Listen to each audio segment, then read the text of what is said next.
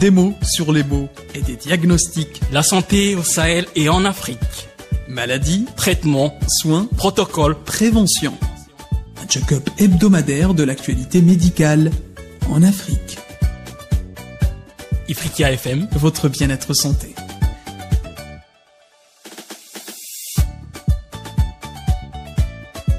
Bonjour à toutes et à tous, c'est votre émission Santé Mag Afrique, 26 minutes, vous les passerez avec moi et le docteur Ilyes Ramouk, infectiologue. Alors avant de se lancer, la journée mondiale contre l'hépatite, c'est le 28 juillet, c'est l'occasion d'intensifier les efforts internationaux, de lutter contre cette maladie, d'encourager l'engagement des individus, des partenaires et du grand public, ainsi que de souligner le besoin d'une réponse mondiale plus énergique.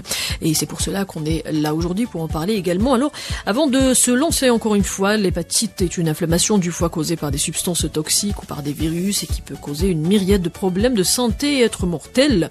On entend souvent parler d'hépatite, mais on ne sait pas vraiment ce qu'est l'hépatite et puis ce que sont les hépatites A, B, C, D ou E. Le foie est un organe situé en haut et à droite de l'abdomen et appartenant à l'appareil digestif, de multiples fonctions nécessaires au maintien de la vie. Il transforme des nutriments, produit des protéines, stocke du sucre ou des glycogènes et il régule également les taux d'hormones, les taux de glycémie, les taux de cholestérol et la rétention des liquides du corps. Il filtre des substances indésirables et participe à la défense du corps contre les infections. Donc l'hépatite est un virus qui circule dans le sang et s'attaque au foie. Docteur Ilyes Ramouk, d'abord, bonjour, comment ça va? Bonjour Samar, ça va bien et toi? Ça va tranquille. Alors, docteur, c'est quoi l'hépatite? Dites-nous davantage. Alors, tu as parlé du foie comme organe et l'inflammation du foie, on appelle ça une hépatite. Exactement. Comme tous les suffixes en médecine, méningite, salpingite, rétinite, etc., c'est une inflammation du foie. L'inflammation, elle peut être d'origine non infectieuse. Par exemple médicamenteuse, il y a certains médicaments qui vont induire une inflammation du foie, toxiques, certaines substances toxiques, mais aussi infectieuses, bactériennes, parasitaires, mais aussi virales. Et quand on parle d'hépatite en pluriel, généralement on parle d'hépatite virale. Il faut savoir qu'il y a plusieurs virus qui peuvent donner l'hépatite, notamment le virus du VIH, qui peut donner une hépatite, une inflammation du foie. Mais en général, quand on parle d'hépatite virale, on va parler des hépatites qui sont désignées par des lettres de l'alphabet, donc A, B, C, D, E, même jusqu'à G. Pourquoi? Parce que ce sont des virus qui attaquent directement le foie. Le VIH, par exemple, il attaque le foie, il attaque les reins, il attaque le cerveau, etc. Par contre, ces virus-là, qu'on appelle l'hépatite A, B, C, D, ils attaquent généralement le foie. C'est pour ça on leur donne des lettres d'alphabet parce que ils attaquent le foie. Mais c'est des maladies qui sont complètement différentes. Donc il y a différents types d'hépatite, docteur. Voilà, il y a l'hépatite A, l'hépatite B, l'hépatite C, l'hépatite D, l'hépatite E, l'hépatite G. C'est des maladies complètement différentes. C'est des virus qui sont différents. Les symptômes sont différents. La dangerosité est différente. Ceux qui présentent un problème de santé publique sont l'hépatite B et l'hépatite C. Parce que c'est des hépatites chroniques. C'est les hépatites, on va voir ça après, qui vont donner des complications, qui donnent la chronicité, notamment en Afrique, où selon l'Organisation mondiale de la santé, il y a plus de 81 millions de cas d'hépatite B et d'hépatite C. Et à certains pays subsahariens, malheureusement, 10% de leur population est atteinte par l'hépatite B. C'est la région. Pourquoi cette concentration, docteur, de l'hépatite B? Parce que c'est une maladie lourde qui nécessite des moyens pour le dépistage, qui nécessite un moyen pour le suivi, qui nécessite des moyens pour le traitement. Et dans certains pays subsahariens, on a un retard dans le système sanitaire qui empêche de lutter efficacement contre ces maladies, comme on le voit aussi pour le VIH. Alors avant d'aller vers, docteur, avant d'aller vers la définition de chacune de ces hépatites, donc vous aviez cité qu'il y a des hépatites virales, d'autres qui sont non virales. Expliquez-nous ce point, docteur. Oui, parce que je vous donne un exemple. L'amibiase, il y a l'amibiase hépatique. L'amibiase, c'est une maladie parasitaire qui peut être véhiculée par les aliments sales, par l'eau. C'est un parasite qui va atteindre le foie. C'est une hépatite parasitaires. Il y a dans certaines septicémies, on va voir des bactéries qui sont au niveau du foie, ça donne une hépatite bactérienne. Il y a d'autres virus comme le CMV, cytomégalovirus, le BV, Epstein-Barr virus, le VIH, c'est des virus qui peuvent donner une hépatite virale. Il y a l'hépatite alcoolique, les gens qui prennent des quantités importantes d'alcool pendant des années, ils vont détruire le foie et ça va donner une hépatite alcoolique. Quand on prend certains médicaments avec une grande quantité ou bien pendant longtemps, je vous donne un exemple, le paracétamol, qui, je pense, le médicament le plus consommé dans le monde. Oui. Si on prend 3 grammes de paracétamol, ce qui est 3 comprimés de 1 gramme, pendant 4 ans, on va détruire le foie. Ça va donner une hépatite médicamenteuse, puis une cirrhose. Donc, vu que le foie est un organe qui est très important, qui fait détoxifier le corps, qui fait le métabolisme des substances, cette fonction-là, dès qu'il y a un déséquilibre, une agression, ça va devenir une hépatite, une inflammation du foie. Et les virus que j'ai cités, c'est les premiers responsables de cette inflammation dans le monde. Et j'imagine que nos auditeurs se demandent sur la différence des hépatites, parce qu'on cite plusieurs hépatites. Alors, en quelques mots, docteur, vous allez me définir ce qui est chaque hépatite. Donc, on va commencer avec l'hépatite A. Voilà. Alors, pour vraiment simplifier, l'hépatite A, c'est une hépatite aiguë. C'est une maladie féco-orale. Pour vous dire que les maladies sont différentes. L'hépatite A, la transmission, elle est par l'eau ou par l'aliment souillé. Donc c'est comme une intoxication alimentaire. L'hépatite A, c'est par ingestion, c'est par voie digestive. Juste l'eau et pas la nourriture Si, la nourriture ou l'eau qui sont contaminées. C'est comme une intoxication alimentaire. L'hépatite A, ça donne c'est une hépatite aiguë. C'est les symptômes de quelques jours. On va voir ça après dans les symptômes parce que ça se ressemble. Sauf que la transmission, j'ai dit, l'eau et la nourriture. L'hépatite A ne devient jamais chronique. C'est-à-dire on guérit en général de l'hépatite A, sauf dans certains cas très très très rares, c'est moins de 1%, où on peut faire une hépatite fulminante. C'est quoi une hépatite fulminante? C'est une hépatite très grave qui va être caractérisée par une destruction du foie. Et si on n'a pas de greffe de foie, la patient meurt dans 50 à 80%. Et comment arriver à cette gravité? Est-ce que c'est la négligence? Non, c'est une susceptibilité individuelle. D'accord. C'est moins de 1%. Donc c'est par rapport à la personne. C'est par rapport à la personne. C'est extrêmement rare.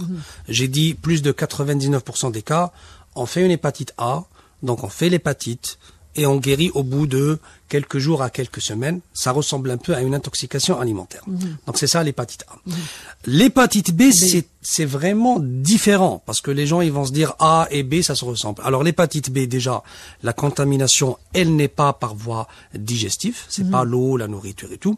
Elle est par voie sanguine et par voie sexuelle. C'est une maladie, c'est une IST, c'est comme le VIH. L'hépatite B, ça ressemble au VIH. C'est une maladie sexuellement transmissible. C'est une maladie qui peut être transmise par le sang, notamment par les dons de sang par exemple, ou par l'échange de seringues quand on est toxicomane par voie intraveineuse, donc par voie sanguine, par voie sexuelle, et de la mère à l'enfant, pendant la grossesse ou pendant l'accouchement. Donc l'hépatite B, ça ressemble complètement au VIH. Vous voyez que ça n'a rien à voir avec l'hépatite A. Alors l'hépatite B, dans 20% des cas, ça peut passer à la chronicité, c'est-à-dire on va être porteur de ce virus pendant toute la vie. Donc là, c'est plus grave. On a 20% de gravité. Là, c'est plus grave. Ça n'a rien à voir avec l'hépatite A. Dans 20%, on peut guérir, mais dans 20%, ça peut devenir une hépatite chronique. C'est-à-dire, on va porter ce virus pendant toute la vie. Et on peut contaminer les gens, donc soit par voie sexuelle, soit par voie sanguine, soit la maman, si elle est enceinte, donc elle peut contaminer, ou pendant l'accouchement. Donc vous voyez, ça n'a rien à voir avec l'hépatite A. Il y a des traitements qui existent. On va pas traiter tout le monde, on va traiter surtout les personnes actives qui ont une charge virale importante. Et heureusement, il y a un vaccin qui, selon le programme de chaque pays, en Algérie par exemple, le vaccin il est administré dès les premiers mois de la vie pour protéger. Il est indiqué surtout chez les personnels de santé. Parce que un infirmier ou un médecin ou un chirurgien, vu que la transmission sanguine est possible, il peut se piquer avec une seringue d'un malade ou avec un bistouri par exemple. Donc c'est ce qu'on appelle un accident d'exposition au sang. C'est pour ça que les personnels de santé doivent être vaccinés contre l'hépatite B. Donc vous voyez déjà entre l'hépatite A et l'hépatite B, il y a une grande différence. Il y a une grande différence. C'est pas du tout la même. Maintenant la C, docteur. Alors l'hépatite C, ça ressemble un peu à l'hépatite B dans le cas où la transmission elle peut être sanguine. Elle est exceptionnellement sexuelle, mais c'est plutôt sanguin, c'est-à-dire, je répète, les dons de sang qui sont pas contrôlés. Heureusement que dans les pays développé depuis 1991, tout don de sang est contrôlé contre l'hépatite B, l'hépatite C et le VIH. Là, on risque pas, si on est transfusé, de choper la maladie. Mais je retourne toujours aux toxicomanes, les personnes toxicomanes qui s'échangent les seringues. Parce que généralement c'est une seringue qui va partir de la personne A à la personne B à la personne C, etc. Et si une personne est contaminée par l'hépatite C, elle va contaminer les autres personnes en cas d'échange de seringues. L'hépatite C, elle est un peu plus grave que l'hépatite B parce que le taux de chronicité, il est encore plus important. C'est une maladie qui est encore plus agressive, qui va donner des complications plus vite. Donc la différence, c'est par rapport aux complications. Par rapport aux complications, c'est une maladie plus grave, qui va donner des complications plus précoces et surtout, elle n'a pas de vaccin. L'hépatite C. Donc on ne guérit pas de l'hépatite C. Dans des cas extrêmes, on peut guérir. Si on donne un pourcentage de gravité, docteur, pour la B, on a dit 20%. Pour la C, ça dépasse les 70-80%. C'est vraiment une maladie qui est un cran au-dessus. Il n'y a pas de vaccin. Il existe un traitement, mais les traitements récents sont très très chers. Un traitement pour une personne, c'est des milliers de dollars. D'accord. C'est vraiment un médicament qui est très très cher. Il n'y a pas de vaccin. C'est-à-dire, on n'a pas de prévention contre l'hépatite C. Donc, vous voyez déjà qu'il y a quand même une différence entre la A et la B et la C. La A, j'ai dit, pour répéter, c'est une maladie qui ressemble plus à une intoxication alimentaire, parce que c'est beaucoup plus par l'eau et la nourriture. C'est l'eau et la nourriture. B, c'est plus une maladie sexuelle, mais aussi sanguine. L'hépatite C, c'est une maladie sanguine, mais qui est plus grave et qui n'a pas de vaccin. Voilà. D maintenant. Alors, l'hépatite D, elle accompagne l'hépatite B. Soit on est infecté en même temps entre la B et la D, soit on a déjà la B et il y a la D qui vient en plus. C'est-à-dire la D, elle ne vient pas chez une personne qui n'a pas l'hépatite B. Ça marche ensemble. D'accord. Donc elle fait quoi la D? C'est une aggravation de l'hépatite B. C'est un virus qui ressemble à celui de l'hépatite B. Et si la personne est contaminée, le virus là, il va s'associer avec celui de la B pour détruire le foie. Donc il y a plus de gravité. Donc il y a plus de gravité, plus de complications. L'hépatite D, la contamination, c'est comme l'hépatite B, c'est sa cousine. Et ils vont malheureusement travailler en force, en association pour détruire le foie encore plus. Pour l'hépatite E, ça ressemble à l'hépatite A. Donc on va revenir à l'eau, à l'alimentation, à surtout une hépatite aiguë. C'est pas la chronicité, il n'y a pas de chronicité. Donc D elle accompagne la B et la E elle accompagne la A. Parfait. D'accord. Elles se ressemblent. La A et la E c'est l'alimentaire, la B, la C et la D c'est sanguin. Ça donne des chronicités, ça donne des complications. Comment est-ce que la E elle accompagne la A alors? C'est la même chose, c'est-à-dire le virus de l'hépatite E, il existe dans l'eau, dans l'alimentation, ça accompagne tout ce qui est manque d'hygiène. Donc il y a plus de gravité dans ce cas. C'est-à-dire c'est comme la A, c'est comme la A, c'est-à-dire c'est des infections aiguës. Parfois on a ce qu'on appelle l'hépatite fulminante. J'ai dit c'est l'hépatite grave qui va tuer en quelques jours, mais c'est exceptionnel. Mais pour récapituler, la A et la E généralement c'est aigu, c'est comme une intoxication alimentaire. La B, la C, la D, ça donne beaucoup de chronicité et des complications malheureusement après quelques années, comme la cirrhose du foie. La cirrhose du foie, c'est la destruction du tissu hépatique avec les fonctions hépatiques qui ne seront plus assurées. C'est comme l'insuffisance cardiaque, mais là, c'est une cirrhose du foie. Et malheureusement, le risque du cancer du foie, ça, c'est le risque de toutes les hépatites chroniques. Si l'inflammation à chaque fois du on passe foie, à la chronicité, on a un risque de cancer. oui, de foie. parce que c'est une réaction inflammatoire chronique dans le temps, et une réaction inflammatoire avec le temps, ça donne des mutations. Et quand on a des mutations, on a des cellules cancéreuses, c'est ce qu'on appelle un cancer. Donc le cancer du foie, c'est surtout l'inflammation chronique, que ça soit infectieuse, donc tout ce qui est hépatite B et l'hépatite C, mais aussi l'hépatite alcoolique, l'hépatite médicamenteuse. À la longue, ça peut donner une inflammation chronique. Qui dit inflammation chronique dit risque de cancer du foie. Et la première cause de cancer du foie dans le monde, dans les pays où l'alcool est consommé, c'est l'alcool. Et dans les pays moins développés, c'est les hépatites virales. D'accord. Voilà. Et donc maintenant, parlons, docteur, des symptômes, donc les signes cliniques de chaque hépatite. Comment les reconnaître et faire la différence de chacune? Alors, très bien. Vu que l'auditeur, il va se dire, puisque c'est des maladies qui sont différentes, pourquoi on va les appeler, on va leur donner les lettres d'alphabet A, B, C, D, alors que c'est des maladies, on a vu qu'elles étaient complètement différentes. C'est que dans ces maladies-là, il y a l'hépatite aiguë, il y a l'hépatite chronique, et puis il y a les complications. Pour les symptômes, l'hépatite aiguë, c'est les mêmes symptômes, que ce soit l'hépatite A, l'hépatite B, l'hépatite C, l'hépatite D, l'hépatite E, l'hépatite G. L'hépatite aiguë, c'est la première étape. Et c'est les mêmes symptômes.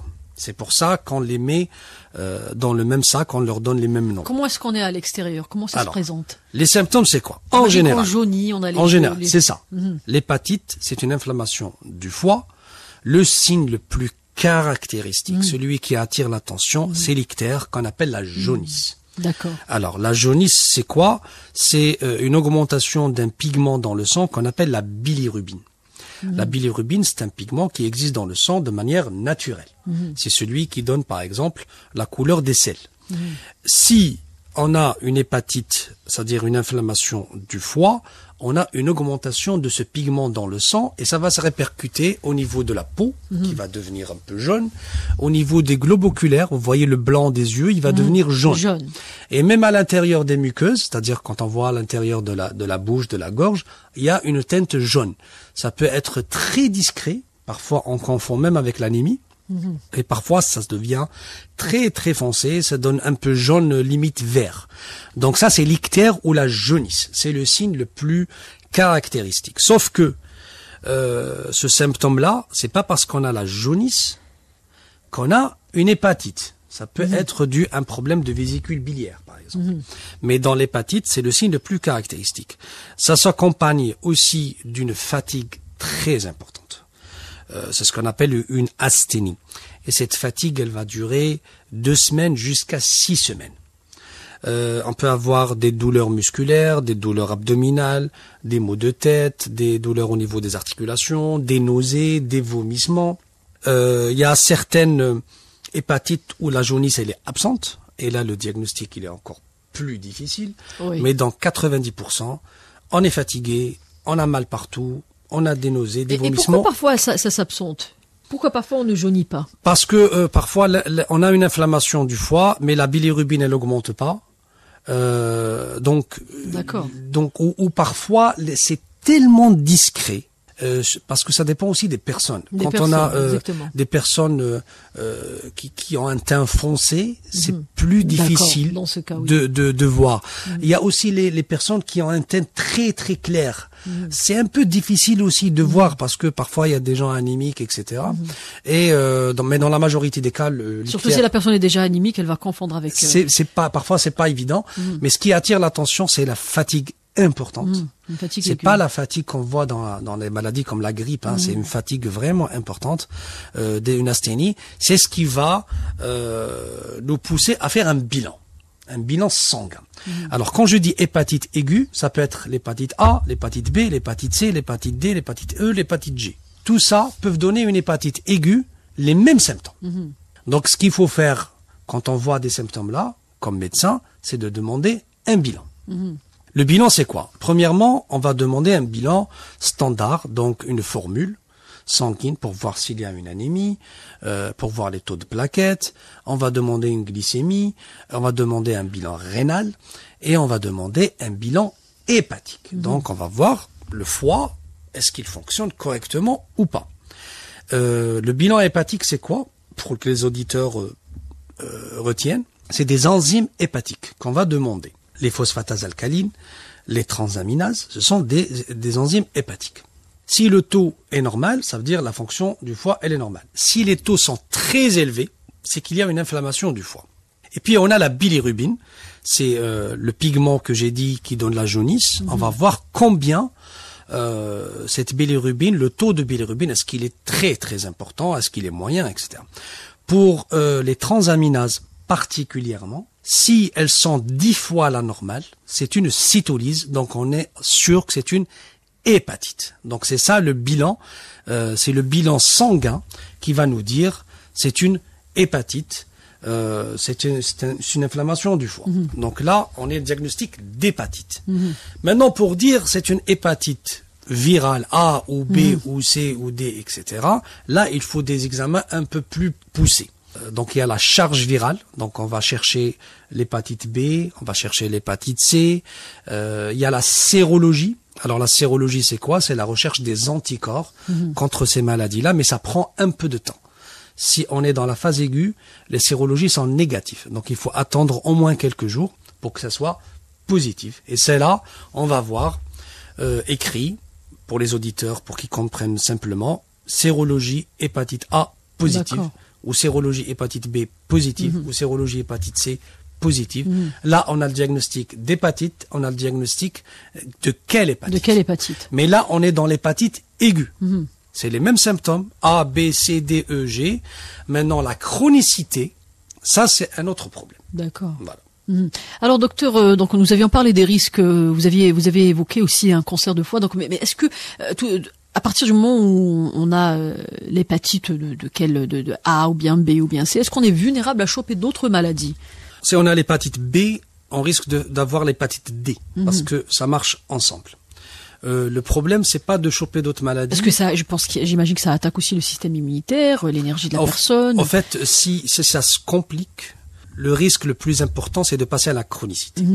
C'est quoi la chronicité? C'est quand on a des examens qui sont positifs après 6 mois. Je fais une hépatite B. Si je fais le bilan après 6 mois et il est négatif, c'est que j'ai guéri de l'hépatite B. S'il est toujours positif, c'est que je suis passé à la chronicité. D'accord. La chronicité, je vais vous dire, un malade qui chope l'hépatite B, il va pas détruire son foie au bout de 1 an ou de 2 ans. Ça prend du temps. Là, on va prendre le malade de côté, on va le suivre.